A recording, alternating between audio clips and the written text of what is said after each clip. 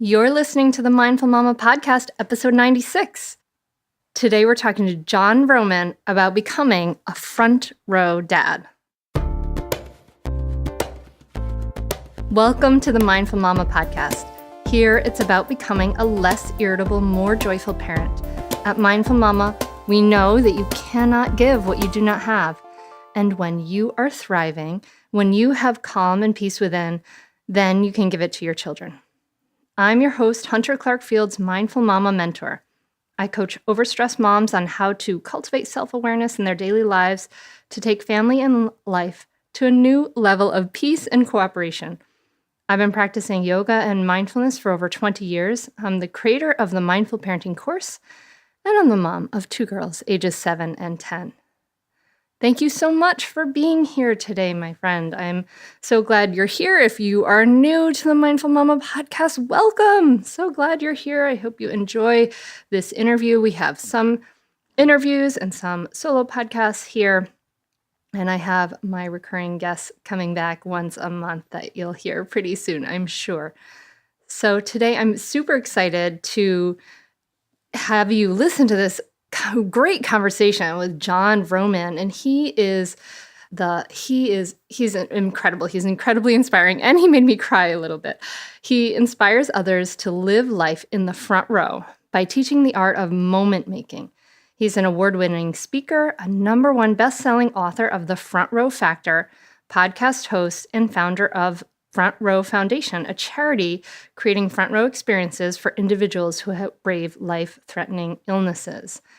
And this was a really powerful conversation for me, and I think that you'll really enjoy it. Some of the questions and the things we talked about are, about the power of hope, the power of celebration, talking about living in the moment. And we talked about a lot of his fatherhood work and transitioning into being focused on business to focus on fatherhood. And we even talk about anger and how to take care of anger. This was a really powerful episode, so I know that you will get a lot out of it. And before we dive in real quick, I want to just let you know that it's the end of the year. If you're listening in real time, it's the end of the year 2017. And I am currently taking applications for my group coaching program, the Mindful Mama Transformation Group. This is only for 6 women. So if you're interested in that, you can find it at Mindful Mama Mentor/group coaching. And I am completely booked up in my one-on-one coaching practice. So it's kind of going over to waitlist, but we will be starting again in January. And if you are interested in booking a clarity call now, which is a complimentary half-hour call where we get to talk. If you book that call now, then we can lock in the 2017 prices. So I invite you to check that out over at mindfulmamamentor.com/work with me. And now on to this episode.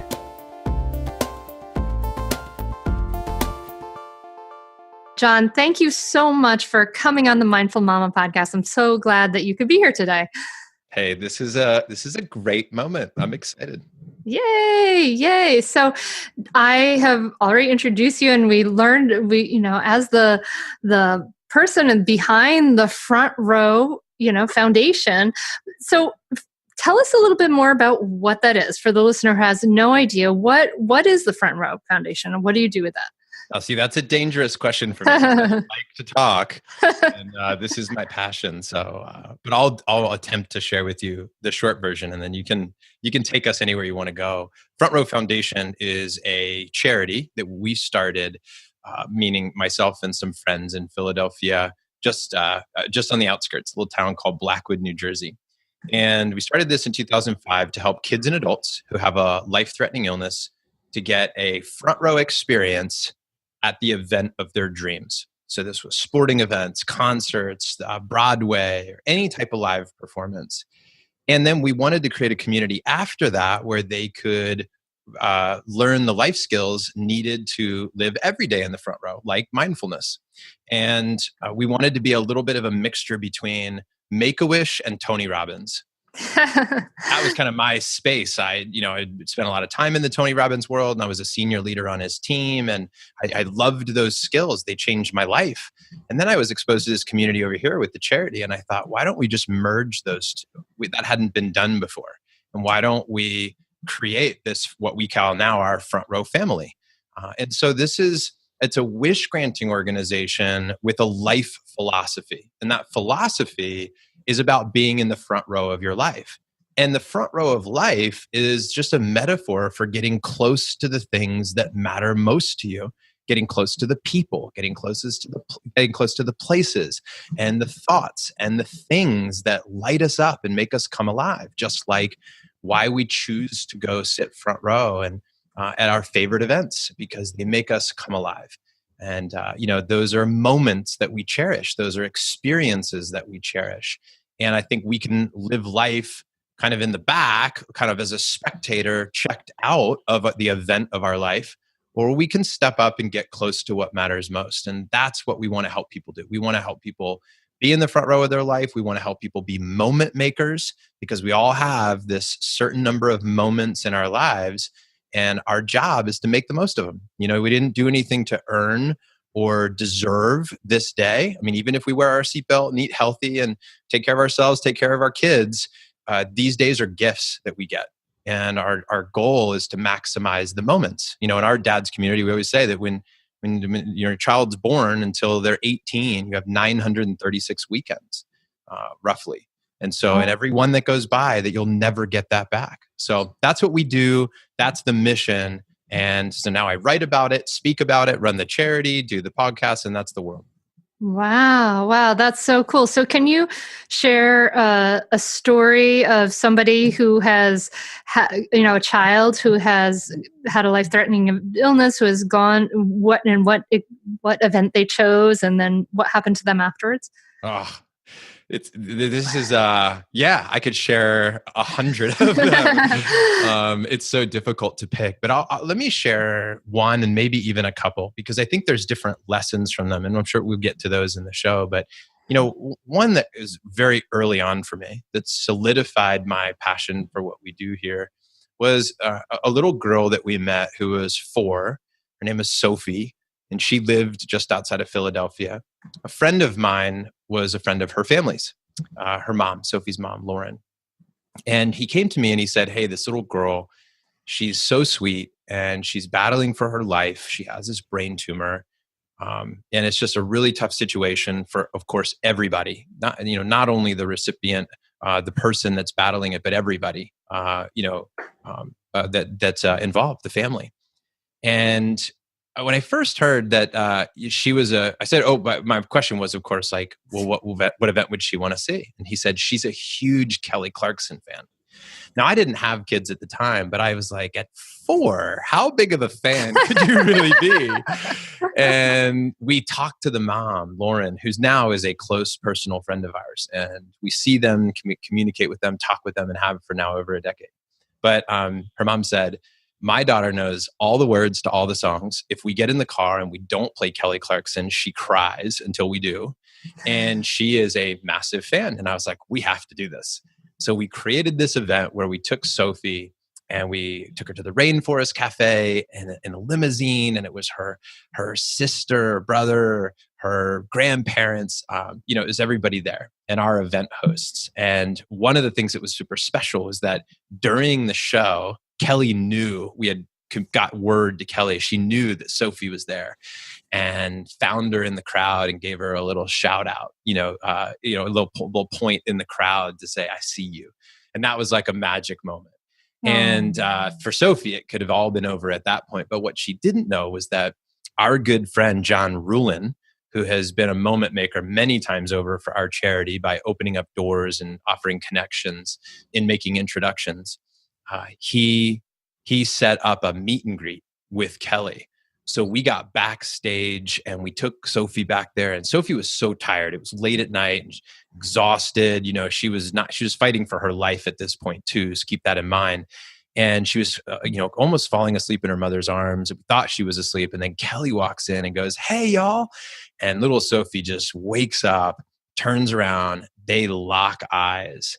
And when they lock eyes, we have this picture. And that picture Oh. is hanging 2 feet from where I stand right now talking to you, and has hung on my wall ever since then for now a decade. Oh. And when I look at that picture, I'm reminded of why we do what we do, and the power of moments, the power of these little moments. We often say that these micro moments lead to mega movements in our lives. And these movements, like for me, this has become a passion for life. Because you see that impact. You hear somebody say, I was able to forget about cancer for the day. You hear somebody say, I love Front Row because you celebrate life year in and year out for your recipients. And one half of our recipients pass away after their event. Mm. One half go on to make a full recovery, but we celebrate both. We celebrate the life of people, whether they're with us or not. And Sophie, the part that I hate talking about in this story is that, about a month after her event, that was it for Sophie. We lost her. Mm. Wow. And one of my best friends now in the world, his name's John Berghoff, his wife Mara Berghoff. They were the event hosts. We send people to take pictures and video and get food and make sure all the details are handled.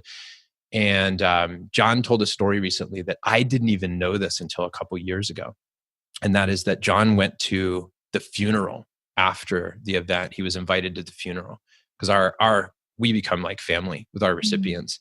Mhm. And John went to the funeral, and he said he walked up and he looked at Sophie laying in the casket, and her mom Lauren had laid the VIP pass that got her Oh. backstage on Sophie's body. Oh my gosh. And that image, that memory, that moment, the connection with her family. Even to this day, I will tell you that I was in South Jersey at a restaurant 2 years ago, and I walked in and I saw Lauren, Sophie's mom. She was there. And I just happened to be wearing our charity's t-shirt, which had all the names of all the recipients for a decade that we had done. And as soon as I walked in, she saw me. I was wearing the shirt, and she immediately gave me this huge hug. And she's like, my greatest fear was that people would forget about Sophie, and you've helped keep her memory alive. And for that, thank you. And she just gave me a big hug, and she told everybody who was around us about the charity and about why her daughter's name was on my shirt. And that's a story that comes to mind. And there's, I share that with you, and I love telling the story, and I don't love telling the story for the obvious reasons. I don't love telling it because it has a sad ending, if you will. I Yeah. do love telling it because I love that we've been able to make this connection with the family.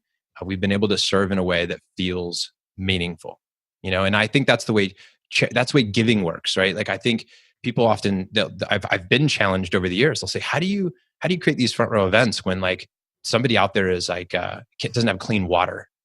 And I'd say if you're asking me to compare whether or not I should give somebody a glass of water that doesn't have any to going to a front row event, I can't tell you that the event is more important than that if you do the direct comparison.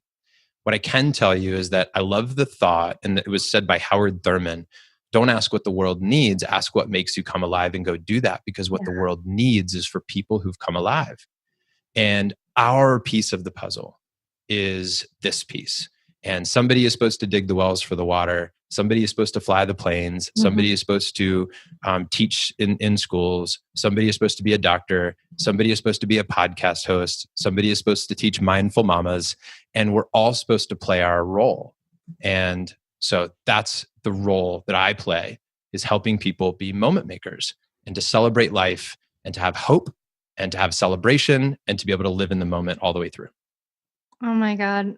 My heart, that's an intense, intense, incredible story, John. I mean, that's amazing that you have created this, not only this work for yourself, right, where you get to thrive and you get to come alive and do this work, but that it can impact people in such a huge way. I mean, to make, I just feel really choked up that you get to make these moments for people that And for you to, and I really appreciate also, it's funny, like you guys are, I don't usually cry on the podcast, John. Thanks. Okay, let it go. Let it go. It's good.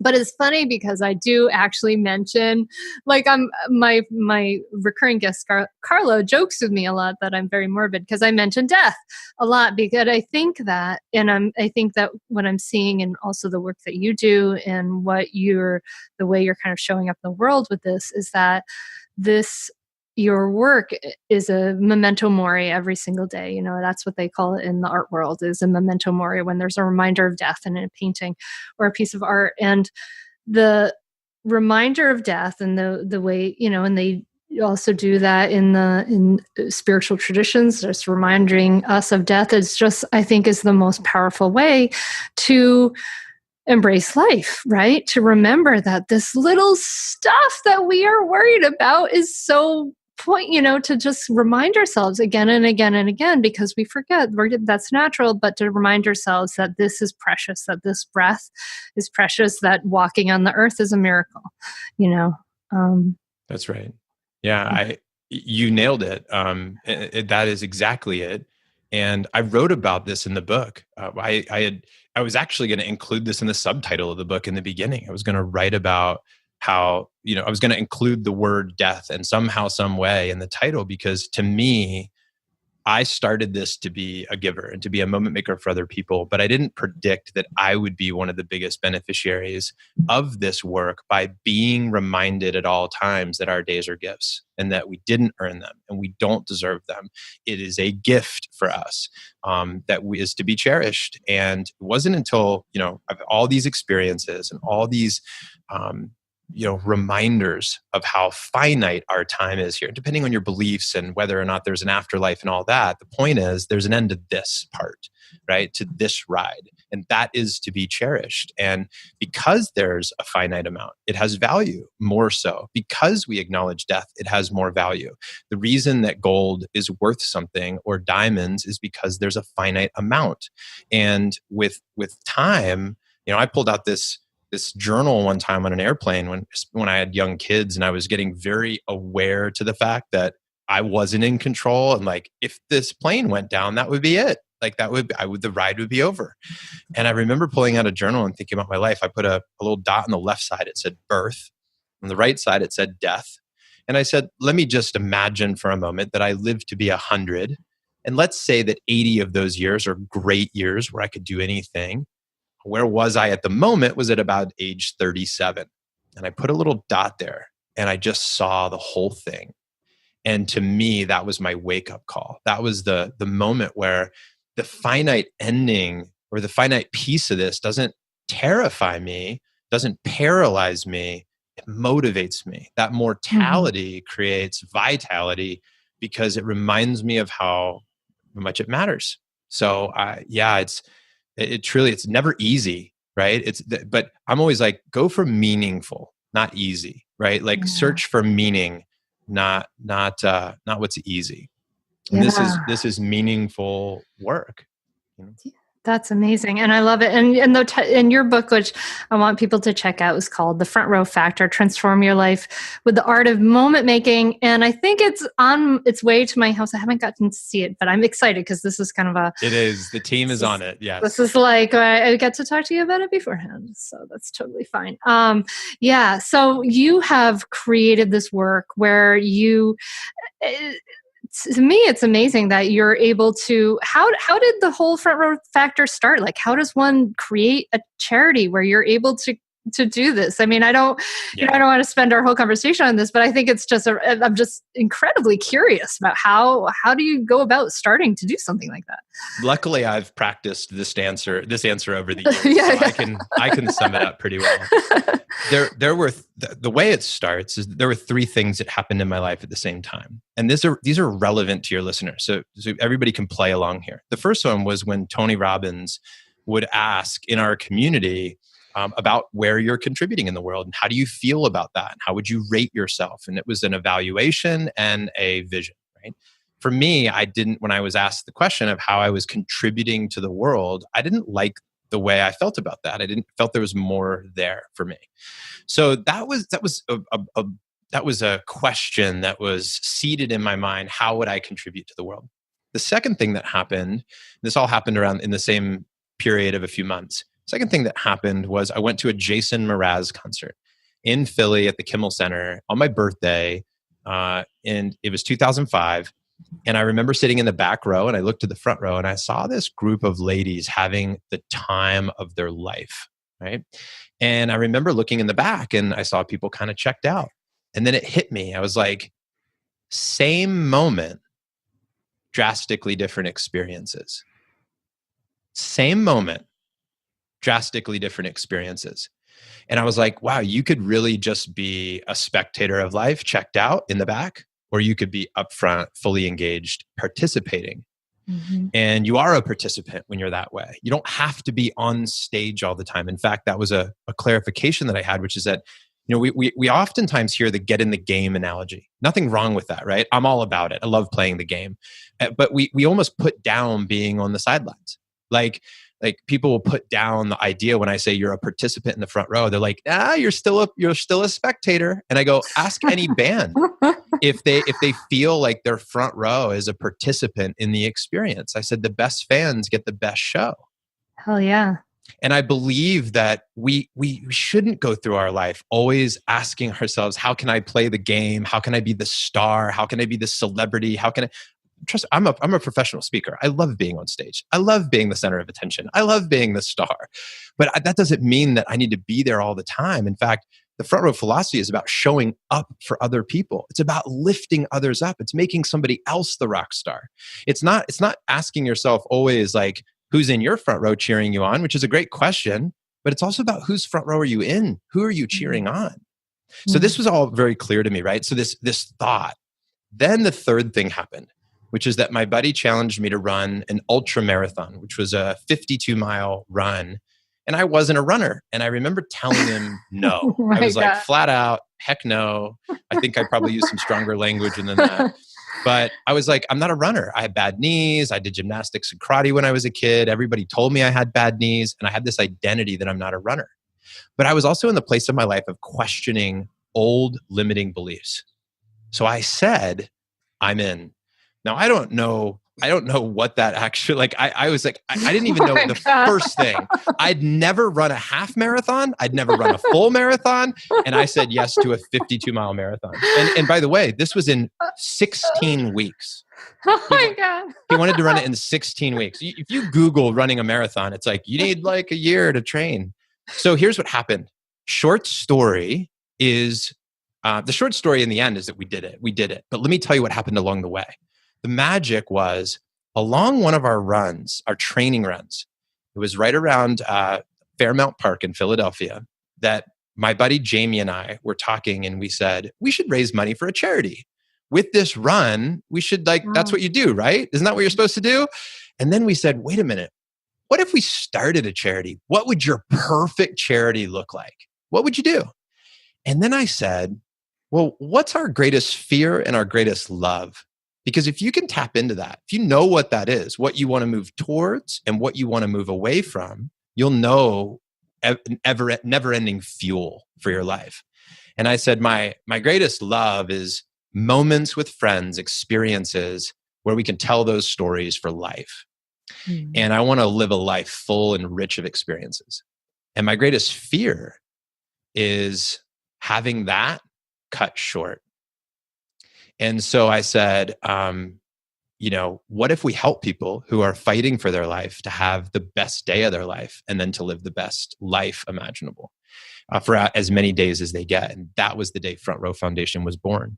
And then from there, I will tell you something that I think is very appealing to people. Often ask, like, how do you start a charity? And I go, starting it is easy. For $1,000 on legal Zoom, you can file the paperwork, and in about 3 months, you're probably going to get a notice that says, guess what? You're a charity. Getting to be a charity is a piece of cake.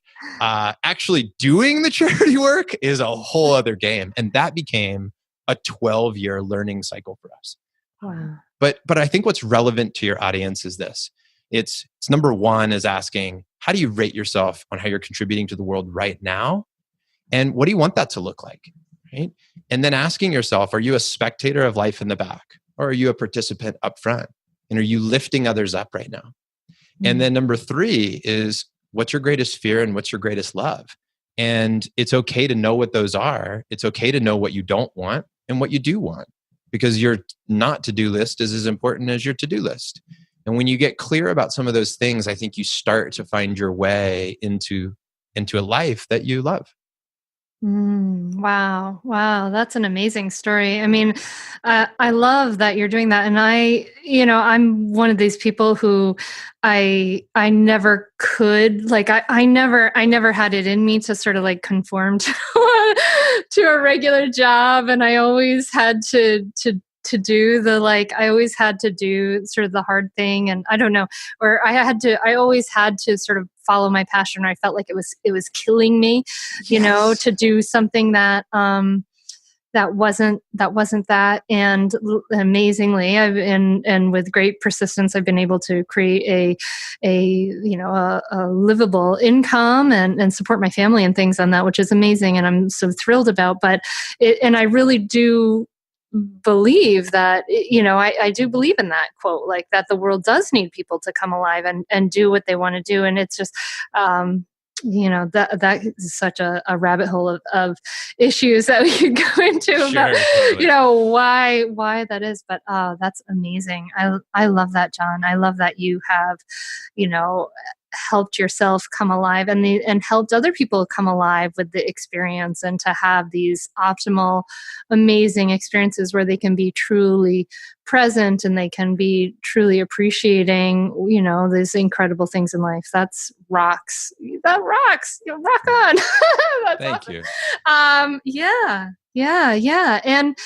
And you have taken this Front Row Foundation, and it's grown into so many things, and it's still supporting children, and also you've taken it and you've taken these lessons, and now you're sharing these lessons with the world. That's right.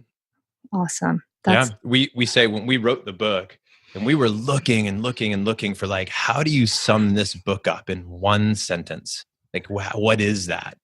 And we struggled for a year to try to do that. And finally it hit us. It was this. It was that this book is everything you can learn about living life from people fighting for it. And that's what it was. We looked back and we were just like, wow, what did these people teach us? And there's so many of those lessons. In fact, can I share a couple with your audience? Hell yeah. Because I think this is a part, when I think about what's super relevant to especially parents, especially mamas, especially mindful mamas, and anybody. Like, it doesn't matter who you are listening to this. When we looked back and we were looking for the pattern, we were looking for what's working here. We were looking for, why is this so powerful? Why is this moving people? And there were 3 forces at work that we noticed. And it wasn't until a decade in that we put this together. The first one was the power of hope. And hope is the power of bringing future moments into this one. So I want to say that again, because I think that's really important, is that hope is the power of bringing future moments into this one. And I'll give you an example of how this worked. So one of our recipients, Thomas K., was a young man from Canada who was an avid rugby player and the picture of health. And very quickly, he was in a wheelchair, losing his eyesight, and fighting for his life. It would seem to be overnight. And we knew that Thomas wanted to go see the Rugby World Cup in New Zealand. So we raised the money, we bought the tickets, we unveiled it to him that he was going to be doing this. And he was super excited. But what we found out later was that his family told us that when Thomas went to physical therapy, it was like he was a new man. He had a new mission. And he would say that he needed to be able to stand for the national anthem at his game. So the power of that future moment brought power to his present moment. And I think that we can never underestimate the power of hope.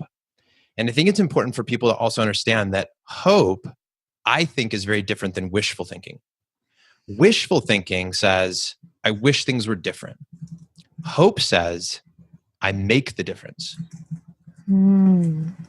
Yeah. So we saw that, right? We saw that at play. The second thing that we saw, the second force that was at work, was celebration. And celebration is the art of using past moments to bring power to this one. So to celebrate, we underestimated what it would be like for our recipients to get their photo books and their albums and to share them with their friends and to relive the memory. We were really focused on the day in the beginning. We didn't see fully the power and the potential of that celebration piece until later. And one of the stories that really, man, got to me, like straight to the heart, was this story of a young man named Mike who was 16 by age, but because of all the challenges that he faced, he was developmentally at about age 9. Wow. And he was a super fan of like anything pirates. So Pirates of the Caribbean, anything pirates. We found that there was this pirate show in Myrtle Beach. It was like the best pirate show that we could find. And Mike had never been on an airplane, which he did with our event. He'd never been in a hotel, which he did for a first. He never saw the ocean, which he did at this event. And it was a day, we'd never ridden in a limo, and he did at this event. It was a day of firsts, and he was so fired up. Like the videos, it's just great. And all these, by the way, are all the stories, all the pictures, all the video, everything I'm saying is all at our website. FrontRowFoundation.org is the site if anybody wants to go look at it. But the most powerful part of this story was what happened afterwards, which is when Mike got home, he was really struggling, really fighting for his life. And one of our event directors, and also a friend and a former board member and just a wonderful human being, Carrie Smolinski, who lives in Chicago, he's got such a big heart. He went to go see the family in the hospital. Not required. We didn't ask him to. He just knew it was the right thing to do. Went to the hospital, saw the family. And he called me and he said, hey man, when I walked into the room, I saw Mike there. And he was like hooked up to all these tubes, like out of every single part of his body. And he was sitting there with his photo album from his Front Row event. And he was just flipping through the pictures and he was just looking at it. And that's when it hit me that what we do extends beyond the day. This isn't just about giving somebody tickets for an hour to go see a show.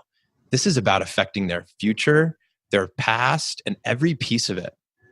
And so hope and celebration were really clear. And then what we recognized, and it was actually from the words of a recipient, her name was Melissa Weaver, and we sent her to go see Sarah McLachlan. And that was a really special show. She was a woman who was a mom and lives in Richmond, Virginia, sweet, sweet soul, wonderful human.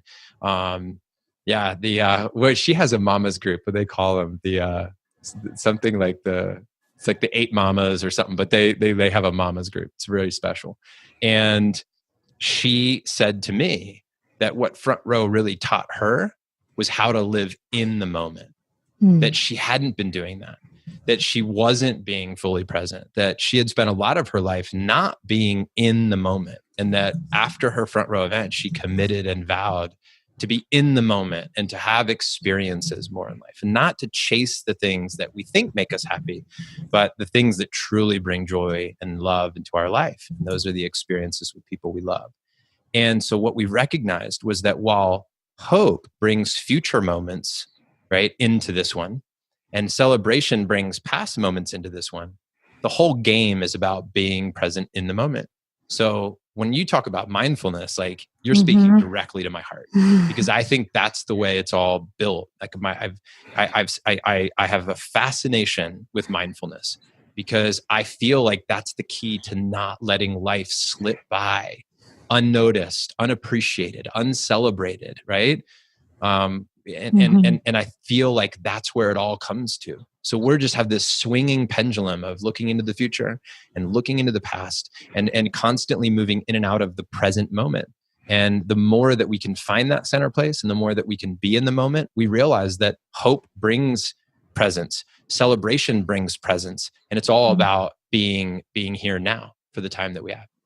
Yeah, this is the only moment that life can be lived is this That's right. moment, I love that. Hope is my youngest daughter's middle name. Oh, awesome. It's So cool. yeah, that's actually I grew up in Rhode Island. It happens to be the state motto of Rhode Island is Is that right? yes, you didn't know that, did you? That's cool. Way to learn Yeah. something every day. Yeah, you do. I love that. That this is bringing people in the present moment. It's interesting because as you talked about these three forces at work, for me coming from that mindfulness background and thinking about the future and then bringing the past into this one, but you're right, it really is about taking that energy of the past and excitement of the past and bringing it into this moment, and it is about being present and yeah, and just that whole idea of like allowing people to or coming back to in you know, being present in the moment and that appreciation. It's all That's it's right. all in there. It's all That's in right. there. That's so cool. So as you did this work and these huge life lessons kind of came to you and these big reminders of death and these incredible stories of people, and you yourself, you're a dad. And this is like one of the reasons I wanted to talk to you for the Mindful Mama podcast is because you're running retreats for men and fathers retreats and talking about best practices in fatherhood. And I think this is so exciting because I teach a mindful parenting course, and we talk about mindfulness, we talk about skillful communication. And one of the biggest challenges people have is with my partner, how do I talk to him? How do I let him know that when he's threatening the kids that this is really harming the relationship? Like, and how do I work on myself while my partner is, this kind of thing. And it's really one of the biggest challenges. And I love that you're doing this work with fatherhood. And I'm wondering how you decided to do this and how you decided to do some work with fatherhood in your own life. Yeah. Oh, well, it's so fun, the evolution of one's business or mission and how it all comes together. I didn't see this one coming. I was making a living as a keynote speaker, and I was giving 40 plus keynote presentations a year, and Wow. loved it. And I still do, but just not as many. I just charge more and do less. But what happened was there's actually a reason why I do less now. And it's actually part of the story. 2 years ago, I was at a party and somebody had said, hey, what do you do? And I immediately went into like, I'm a speaker, I'm a coach, I run this charity. And then I paused and I cut myself off and I was like, wait a minute. I go, what I do is I'm a father and I'm a husband.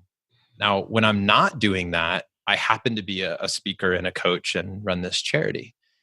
But it was that shift Mm. that made a huge difference in the way I thought about my life. See, I used to be a businessman with a family, and now I'm a family man with a business. And to Mm. me, that was a turning point moment where I was like, wait a minute, I'm failing in this department. So I started looking at my life a little bit. I remember opening up within a day of that encounter. I opened up my computer and was looking at all my files, right? And I said, oh, I've got a file for Front Row Foundation. I've got a file for taxes. I've got a file for all these things in my life, right? Like book reviews and the next business, whatever project it was. And I was like, wait a minute, there's no family file. I literally spend days planning our future fundraiser for Front Row Foundation, but I haven't spent days planning our family life. I haven't taken that time. Mm. And I thought that's something's wrong. And if your calendar is a reflection of your values, man, I had invested that year in a speaking course to become a better speaker. I paid like $25,000 to go to this course. I went to another conference called Mastermind Talks. And then I went to another conference and I did these things. And I was like, well, I'm growing myself over here and I'm growing my business over here, but where's the dad stuff? I'm not doing it. Like, where's the better husband, better dad? Wasn't there. So I thought, how do I like to learn? I like to learn from immersion experiences. I believe in the philosophy and that old quote of, if you ask the woodsman, to chop down these trees, what would his strategy be? He's like, I'd spend the most of the time sharpening the axe. right? And I love that idea of retreating to advance. I've benefited from it in every other area of my life. So I started looking for dad stuff.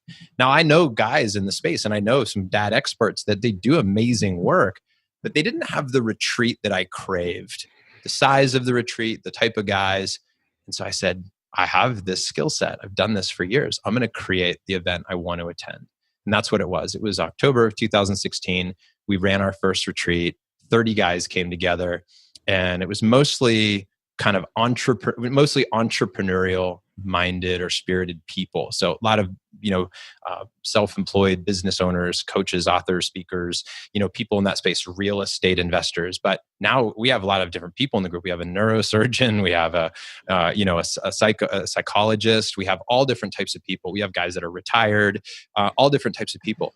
But the one thing that's pure about this group, they're true about this group, is that there are three things they stand for. And I think this is important too for your listeners. They stand for brotherhood, creating a community of people that are like-minded, like-hearted. They believe in shared strategies. So we always talk about best practices, in our workshops, and the cream rises to the top. We vote up best ideas. And then it's all about purpose, deepening our sense of purpose as fathers, because that purpose pulls us forward, reconnecting to the purpose.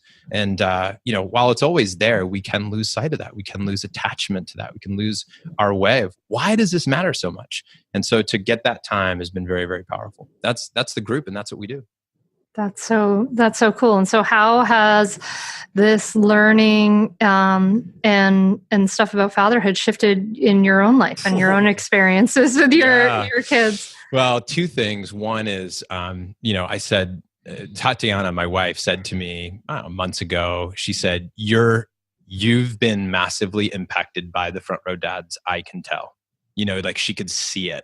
And I had a front row dad call me out, which was great. We had a wonderful lunch. He's a friend of mine. And, I remember talking to him and saying, hey, what makes a great friend?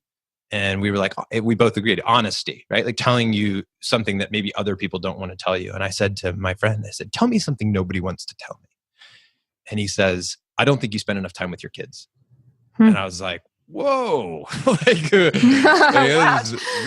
That's a hard thing to hear. I pride myself on being an engaged father, but I was actually selling myself that I was doing an awesome job. And he had the courage to tell me I wasn't. And I asked myself, what would really stepping up look like? And right about that time, my wife was she had a relative in Russia. She's from Siberia. And my wife came to me and said, my aunt's really sick. I think I need to go, right? Like I need to go now. And I said, it was right in that moment that in the past, I would have been like, oh, we got to figure out the kid thing. And, I'm really nervous about the business and blah, blah, blah, blah, blah. And I just looked at her and I said, totally do it. Take any amount of time you need. I totally got the kids. And she went for 2 weeks. And I had the kids, both boys, by myself for 2 weeks. And it was the best thing that ever happened to me. It was in those 2 weeks that I learned what that really meant to be an engaged dad. I never would have predicted that I could have had a massive improvement in the relationship with my boys. I never would have told you that. And at the end of the 2 weeks, I was like, Tatiana needs to leave again at some point for me to be fully responsible for these boys from morning, noon, and night. Because not only did I learn to appreciate her more, but I learned to appreciate my boys. I connected with them on a real deep level. We bonded. And it was great. And I wouldn't have happened without the front row dads and our conversations and this opportunity to really step up, because I'm surrounded by, in the group, we have 50 guys, and I'm surrounded by 50 amazing dads. Like some of these guys, like they're amazing fathers. And it wasn't until I saw them interacting and, and sharing and telling me what they're doing, and that I really got challenged, to up my game, because I do have like a healthy competitive side to myself. I am influenced by the people around me. It's fact. So I'm like, this is good. And my wife would say that. And one of my best friends is a guy named Hal Elrod. He wrote a book called The Miracle He Morning. was on the podcast. Was he really? Way earlier, yeah. That's awesome. So Hal's one of my best friends, and we have a shared event together in California every year. It's the Best Year Ever Blueprint and Front Row Celebration. And this year, as you know, Hal fought cancer. He had acute lymphoblastic leukemia. He's our number one donor. A portion of all the Miracle Morning book sales support Front Row Foundation, and he became a recipient this year. Wow. And it was during this time when we were talking at the event about his recipient experience, and we were telling the audience about front row dads and how we're all connected. Hal's a front row dad, and his wife Ursula grabs the mic and goes, "Hey, I just got to say something that I think everybody in here, women, you should send your men to the Front Row Dads retreat, because Hal came back a totally different guy, a totally different dad." And I think that's really cool when guys can, even like Hal, who's literally world famous author, very accomplished guy, and a super dad, still had room to grow.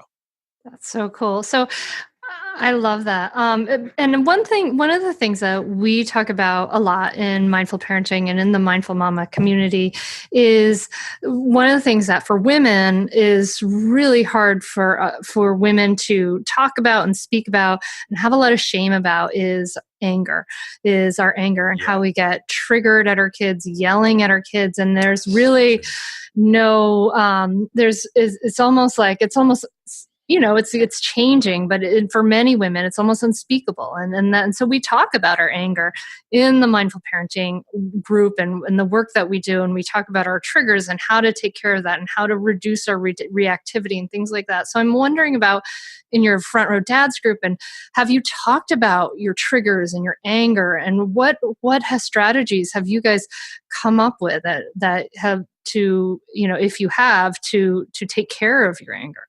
Yeah, this is definitely a big one. And even at our last retreat, managing our emotions was a whole topic around that. Like how do we manage our emotions? And I think that's a really big topic. And there's a lot of different there's a lot of strategies around it. There really is. And you could go, and the guys have shared tons of ideas. I could literally choose from 100. And interestingly, they're all connected and some more obvious than not, right? Because it's almost like when you get to, why is that anger showing up, right? And sometimes it's literally like people aren't sleeping enough and they need more sleep. And when they get more sleep, it solves the problem. They're just not as angry. Sometimes it's literally their diet. We've had discussions around gluten and how that affects people and their tolerance and their emotions. So it could be diet related. Certainly, if somebody's got a drinking problem, or they're drinking too much, or they're eating a lot of sugars and they've got these massive spikes and their body's going crazy, that affects our emotions, right? Absolutely. We talk about personal care from how are you taking care of yourself by just getting time, pulling over the car on the way home and getting 10 minutes, to decompress, having some type of transition routine. I work upstairs in my office and I can be at my children's toes in 32 seconds. So how do I give myself transition time? What does my schedule look like? We talk a lot about the miracle morning because that's Hal's thing and he's part of our group. And we talk about how when I wake up with the kids, it's a bad start right from the get-go because I'm still trying to get going and they need something right away. But if I wake up an hour before them and I take time and I get a cup of coffee or I stretch or I read a little book or I look at my calendar for the day, when my kids all of a sudden wake up and come down, I'm like, hey, buddy, I'm ready for you, right? Like I've noticed that just by providing an hour extra in the morning, my anger in the morning was removed completely. That handled it 100%. The other thing that helped, and our dads have talked about this, is when you're out of work, you're really out of work. We think we're good multitaskers, but we're not. And when you get a lot of times we get frustrated because we're trying to do 3 things and our kids need our attention. And some of those things are important, and it's just hard being a parent, and that's hard. It's just, you're going to get angry sometimes.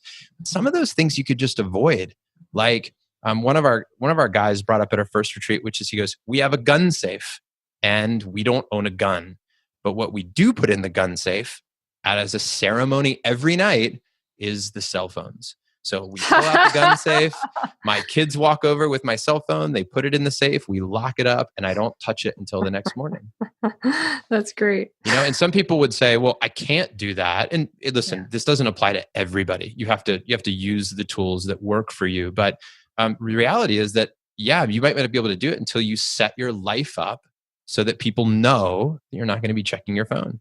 And they'll text you sometime and something will happen, but they'll eventually learn that you're checked out, that you're with family. Mm-hmm. So I think there's all these different types of strategies that help us to reduce anger. And they all work in different ways. They all work differently for different people. But, I think sometimes it's also, I've learned this too. This was a big one for me recently, was that whoever's the person who's least triggered is responsible for that conversation. So if like for me and my wife, as an example, like a lot of times anger isn't about with just our kids. It's actually the parents are fighting, and then it translates over into the kids, right? It spills over into the kid conversation, or because we've been so tested in our marriage or our relationship that then we have very little to deal and tolerate with our children when they enter the picture. So one of the things that I've learned and has been really helpful for me is that when two people are triggered, the person who is the least triggered is now responsible for that conversation, is responsible to heal that conversation, to be a listener for the other person, to put their needs on a shelf, right? I learned this from my counselor, Tess. She's wonderful. And she says, hey, it's not that your needs aren't important. You just put them on a shelf because you're the most conscious person in that moment. And your job is to lead, versus like sometimes our anger is like, you're not listening to me. You don't hear my point. You're not doing what I'm saying. Versus a lot of times with anger, if we can like just consciously practice this in advance so that when the time comes, you'll be better at it, is to just imagine yourself just taking literally like with your hand, like take your needs and your point of view and all your righteousness and put it on a shelf next to you, right? And say, I'll come back to that. It's valid. It's important. I'll address it, but I'm just not going to address it now, because there's nothing I'm going to say when people are angry that's going to settle in. And what's interesting is that my anger was handled a lot more with that strategy because I didn't feel the need to make my point all the time. I think sometimes anger is when people don't do what we say to do or don't, right? And it's like we go into a dictatorship mode versus a listening mode. And when we listen, we connect. And when we connect, we can then move somebody. Until you match and mirror somebody's energy, connect with them, build a rapport, if they feel heard, witnessed, healed, then you can move them. But whoever's got the higher level of consciousness, whoever's the least triggered, it's their responsibility to move the dialogue. And I think those are some of the things that we've talked about, some of the things we've explored around the topic of anger.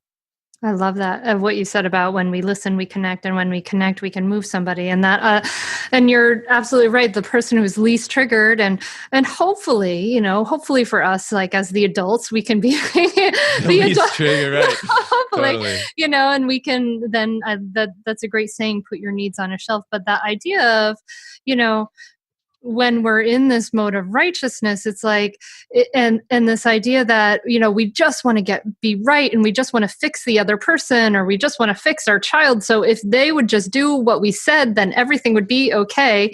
But when we listen, we connect, and when we connect, we move somebody. And that's so true. Like there's such a healing power in listening, and that's just right. Listening provides so much relief. And that's the step I think we skip so often with our children, is just this idea of acknowledgement. Saying, I hear you, I see you, like really hearing them, really seeing them, really acknowledging what's going on for them. And just that simple step can just, like decompress everything and really reduce all that tension. And then we can connect, and then we can move somebody. And that's beautiful. I love that you talked about, self-care, and that doing one thing at a time. But yes, when we listen, we connect, and that listening is very, very powerful. It's great stuff. Wow. So I love that you're doing this work with dads. I think it's hugely, hugely powerful. And I like that with the work that you're doing with this Friend Foundation. I was checking out what you're doing and this idea, and you mentioned it a little bit.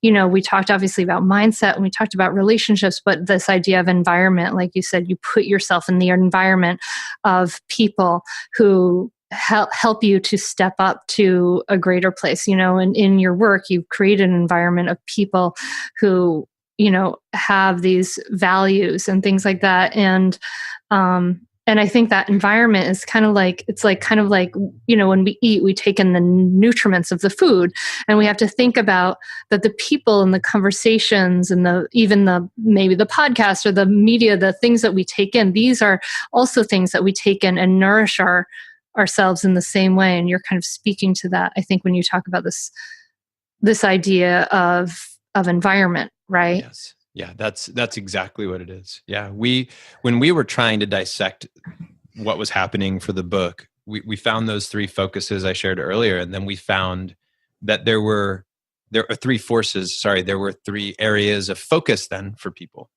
So the three forces of hope, celebration, and living in the moment. And then the three pieces, the three factors that allowed them to play this out was relationships, mindset, and environment. Those were the three things. So big piece of it was who's in our front row and whose front row are we in, the relationships in our lives. And we teach something about like knowing the 8 most important people in your life and what are their dreams and how are you helping them to fulfill those dreams as being one of the actionable things. Those 8 people hang on the wall next to me at all times. And I always know what their dreams are. The second piece about mindset is just how we view any situation, right? And that's your world. You're an expert in that space. And we see it all the time that, listen, you could say wherever you go, there you are. Like if you have a crappy mindset and you're in an awesome environment, sometimes you bring toxicity to that place. And you can do that. You can take something toxic, pour it in a beautiful environment. It doesn't work, so you do need to have the mindset piece. And I think that's been explored a lot, and it's great. And we have recipients that teach us about mindset all the time. I'll tell you one story that I think is so important on this topic. One of our recipients, Nikki, just recently went to go see a Dallas Cowboys game. She was in her 30s fighting breast cancer. Beautiful person from South Jersey, works at Rowan University, a school that raises money for Front Row Foundation as well. And she was in the limousine and I was with her and she said, hey, we're about to go into a restaurant. She goes, hey, sometimes people look at me when I'm losing my hair and it's turned a different color and maybe I don't look as great as I normally do. People will look at me and they'll almost look at me with like a look of disgust. And she said that and my heart kind of sank and I kind of got sad. She said it and I was like, if I could ever get my hand on that person, I was kind of angry. And then she said immediately, and it makes me happy. and it was like the last thing I was expecting her to say. She goes, it makes me happy. And I said, all right, you got to tell me more. What do you mean? She goes, well, Jon, if they're pissed or angry or disgusted or whatever at the way I look, that just means they have no context to my situation. They've never been through this themselves. They've never known somebody they love that's been through this. So I'm happy that they've never had to experience what I have. Because if they had, they never would have felt that way. Wow. And it was that beautiful framing that reminded me that it's not the moment, it's how we mold the moment, make the moment, give the moment meaning. And I'm reminded of that all the time. So it's mindset, right? It's how we view situations. And can I share one more story with you and your audience that I think is really... Yeah, that's fine. I realize I kept talked to you a little over time, but no, it's okay. I'm going to give you 2 more, and then we can. All right, great. So this is so fun, and then just knowing your audience, I got to tell you this. So I was with. You remember earlier I was talking about Sophie, and the 2 people that took Sophie to the event was John and Mara Berghoff. Well, they're very close friends, and we were in Ohio. We were seeing fireworks with them. We had gone to the top of a parking garage, and I'll never forget even Mara turning to me and saying, "This is front row," because the fireworks were literally going off like almost above us. It was amazing. Yes. Now, that was a great idea up until the moment when you have to leave the parking garage where thousands of other cars who all parked in that parking garage to see the fireworks are all leaving at the same moment. And we're at the very top, and we were sitting there in a van with 5 children under the age of 5. It's 10 p.m. They're all melting down. They're all hungry. They all, right? Like, and you know exactly what's going on. And then right when the tent, we haven't moved for 30 minutes, not an inch. And my buddy John said, I could tell, he could tell the tension was building. And he said, let's play a game. And I said, what game is that? He said, let's play a game. This would be worse if. And the minute that he said it, I started laughing. And then, somebody goes, I'll start. And they said, this would be worse if somebody had, what did they say? They said, this would be worse if we ran out of gas. And everybody was like, yeah, that's right. We have a full tank of gas. It's 100 degrees outside. It's July and we have gas and air conditioning. This is amazing. Right. So that was like, we were all laughing. And then somebody says, hey, I think it was one of the kids might have said, this would be worse if somebody had gas. and we all busted out laughing, and we're like, yes, it would, because these windows are not going to go down. It's so hot outside. So it was just like this moment where it was all tense. And then with one question, with one suggestion, things changed. We changed the mindset of everybody in that car. That's power. And, anyway, so I had to mention that about mindset because I thought that was really funny. But then the third piece, and this is my final thought, is about environment, like you said. And that's basically the point that, look, we become like our environments. We are affected by our environment. You can have a positive attitude in the worst of environments, but let's face it, if you had a choice, you'd want to cultivate an empowering environment, and that's something that's very important. So even when my family moved to Austin, it was 3 things that were at the top of the list: culture, climate, community. Those 3 things, and those all affected our environment. And since we moved, we actually had people say, hey, John, even the problems that you have, like wherever you go, there you are. It's not going to solve your problems. And I've got news. It did solve a lot of our problems. I do think where you live is important. I do think that you have to ask what you value and then try to cultivate that environment for yourself and be bold and courageous in doing so. It was hard to move our family, hard to move away from some of my best friends, it was expensive to do it. Best decision we ever made. So. Yeah. No, I'm so with you. I live in this funky little community where I actually know everybody's name, and we have Saturday night dinners, and it's this really interesting little place. I get that completely.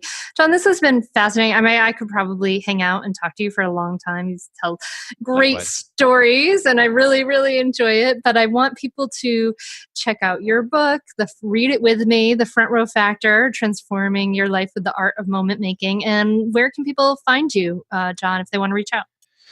Everything is at frontrowfactor.com. You can find stuff about the charity. If you wanted to nominate somebody, if you wanted to donate, if you want to get the podcast, if you want to get anything, it's all at frontrowfactor.com. We'd love to connect with you. We have a Facebook community called the Front Row Family where you can join the conversation, or you could just hit me up on Twitter and just say hello or tell me what you got from the show. I'm at Jon Vroman, JonVroman.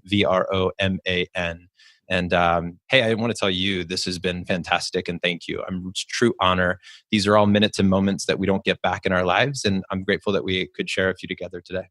I love that. I love that. And and I just want to tell the listener, and John reminds his guests that on the podcast. And I agree, like, you're right. Like, these are minutes and moments we don't get back. And I want to thank you for the work that you do for the children. You move my heart today in a really deep way, and I really appreciate that you're working with kids and with dads, and you're helping to create ripple effects that will shift generational patterns, and that's so valuable. So thank you so much, John. Thank you. This is wonderful.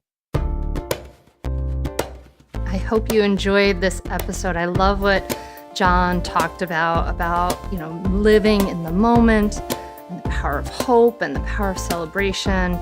It just really, really moved me. So I hope it moved you as much as it moved me. If you have any questions, you can email me at hunter@mindfulmamamentor.com. That's mindfulmama, MAMA, mentor.com. And I hope that you will subscribe to the podcast, of course, and leave a rating. And I want to thank, as well, I'm talking about it, some people for some ratings. Yay! So thank you to Miss Chrissy K for your 5-star review. Thank you to Michelle Warren for your 5-star review. And thank you so much for BMG13456, your 5-star review. She was really wrote some lovely things saying, I've read so many parenting books and tried so hard over the last 2.5 years to learn how to raise my daughter, thinking it was solely based on her. How fascinating and eye-opening to realize that it's actually more about me. Amen. Yes, absolutely. So thank you so much for your kind words in the review. It really, really touches me deep in my heart. I really appreciate that. And if you would like to leave a review, it's a great way. On iTunes, I'd love to get to 100 reviews by 100 episodes, and we're at 82 right now. So if you are thinking of leaving a review, please do go do so. I would love that. I will shout you out. I'm so pleased and thankful every time you do. And I just want to, again, give you a quick reminder that my Mindful Mama Transformation Coaching Group is enrolling now. It's a 6-week group coaching program, and it is at mindfulmamamentor.com/group coaching. And if you're interested in coaching with me one-on-one, we are onto our wait list, but you can, lock in 2017 prices if you register for a clarity call now, and we'll get started early in 2018. So, and if you're in the future, hello, future person. So cool to have you hearing me in the future, now for have us connecting in the future. So thank you so much, as always, for listening. I really appreciate it, and just continue to take care of yourself and come back to that pause so that you can create more peace in yourself and therefore create more peace in the world. Have a great week. Namaste.